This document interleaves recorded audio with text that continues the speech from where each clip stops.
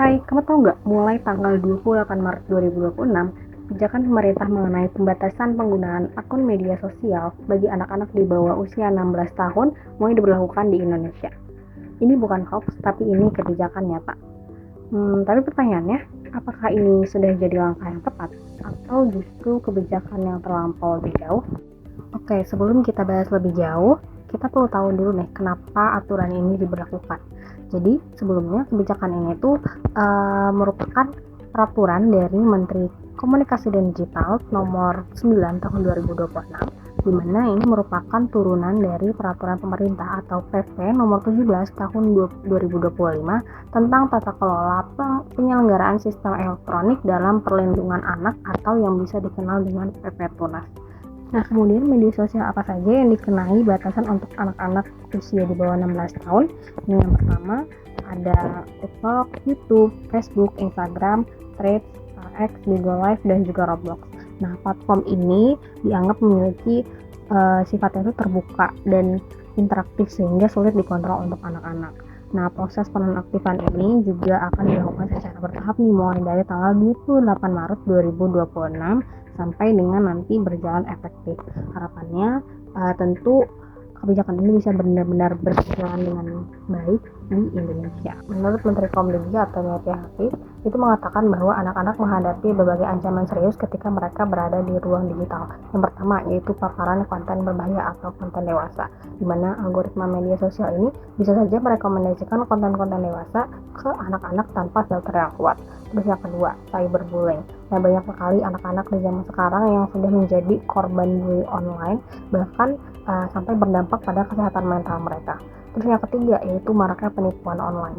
Jadi anak-anak ini seringkali menjadi target penipuan digital yang dimana mereka sendiri belum bisa membedakan antara konten yang asli dan juga konten yang manipulatif. Nah, yang terakhir, yang keempat, itu kecanduan media sosial. Nah, ini yang paling sering kita lihat. Jadi anak-anak itu menghabiskan berjam-jam untuk konten sosial media yang itu bisa berpengaruh pada perkembangan mental mereka, perkembangan sosial, bahkan sampai dengan kesehatan fisik mereka. Nah, tapi teman-teman, realitanya seringkali kita lihat ya, banyak anak-anak di Indonesia ini, mereka sudah menggunakan gadget sejak usia masih kecil, dari 8 tahun, 9 tahun, bahkan di bawah usia tersebut juga udah banyak gitu. Nah, platform-platform seperti TikTok, YouTube, itu kan juga ini tuh sudah jadi makanan sehari-hari mereka gitu, untuk belajar, untuk hiburan, bahkan untuk bersosialisasi juga. Nah, kita juga perlu mengakui bahwa beberapa konten dari platform tersebut memang banyak sekali yang bermanfaat. Banyak anak-anak yang belajar banyak hal baru dari platform-platform tersebut gitu. Nah, tapi di sisi lain punya kontrol yang kuat gitu. Tentu konten-konten berbahaya yang tadi di-mention di awal itu bisa saja dengan mudah mereka temukan. Bisa kebijakan seperti ini sebetulnya sudah pernah dilakukan di Australia sebelumnya, yang dimana melarang anak-anak di bawah usia 16 tahun itu untuk menggunakan media sosial. Jadi sebetulnya bisa dibilang kebijakan ini harusnya menjadi langkah yang cukup baik untuk Indonesia ke depannya. Nah, kemudian ada beberapa catatan penting yang menurut saya perlu kita garis bawahi. Yang pertama, kita harus mengakui bahwa sebetulnya anak-anak ini kan belum memiliki kematangan kognitif yang baik gitu ya. Jadi mereka belum bisa nih memfilter informasi mana yang baik dan juga informasi yang buruk untuk mereka terima. Nah, otak mereka itu masih dalam proses perkembangan. Jadi ketika kita membiarkan mereka itu lepas di ruang digital, tentu akan sangat berbahaya bagi mereka.